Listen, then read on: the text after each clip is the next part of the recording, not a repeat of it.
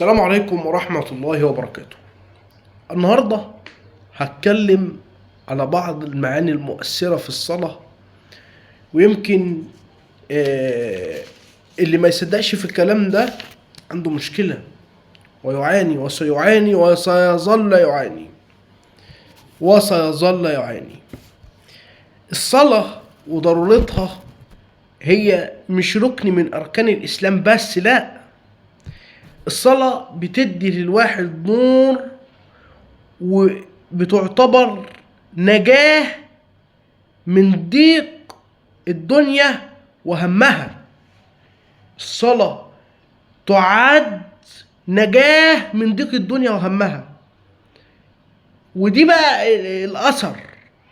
أنا الدنيا متضايق، مخنوق، قرفان، في مشاكل، في طلاق، في مشكلة مع حد، متخانق مع ناس عاملة عليا مشكلة، روح صلي.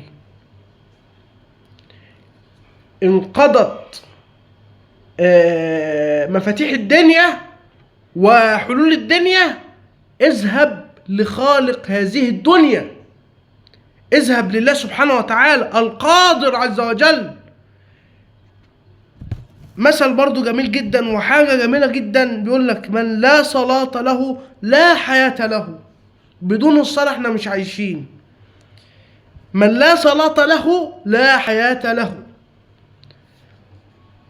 وكمان الصلاة من الأثر الجميل بتاعها انها مناجاة بين العبد ورب العباد، وكمان هي العهد اللي بيننا وبين ربنا سبحانه وتعالى، كما قال رسول الله صلى الله عليه وسلم: هي زي الحبل والعهد.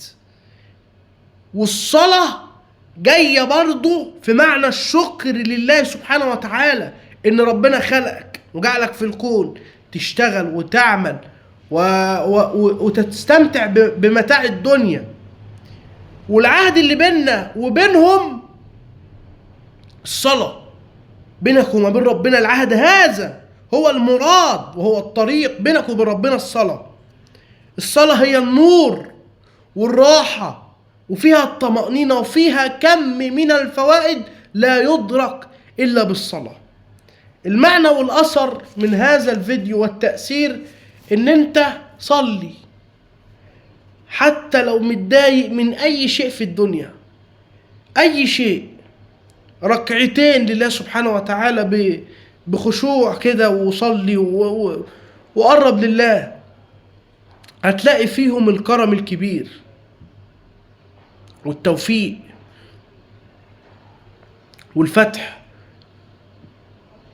الدعاء والصلاة مهمين جدا، وخصوصا في الوقت اللي احنا فيه ده، وخصوصا في الوقت اللي احنا بنطلب فيه من ربنا سبحانه وتعالى ان ييسر لنا امورنا، وانه يفتح علينا. ان فتح ربنا عظيم وكبير جدا. السلام عليكم.